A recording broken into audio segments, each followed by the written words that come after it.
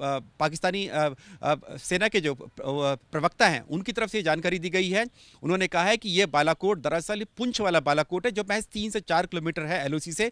इसलिए भारतीय वायुसेना के जो फाइटर जेट्स हैं वो अंदर सिर्फ 3 से 4 किलोमीटर आए थे और जब तक हम उनको पकड़ पाते वो वापस चले गए थे। तो अब पाकिस्तान 4 घंटे बाद पलट गया। पहले उसने कहा था कि मुजफ्फराबाद और बालाकोट पे ये एयर स्ट्राइक हुई है और अब जब उसको लगा कि 80 किलोमीटर तक अंदर आ गई, ये उसके लिए एक बड़ी शर्मनाक बात हो सकती है पाकिस्तान के लिए। तो उन्होंने अपना बयान पलट दिया और कहा है कि ये बालाकोट पुंछ वाला है, मुजफ्फराबाद वाला बालाकोट नहीं है।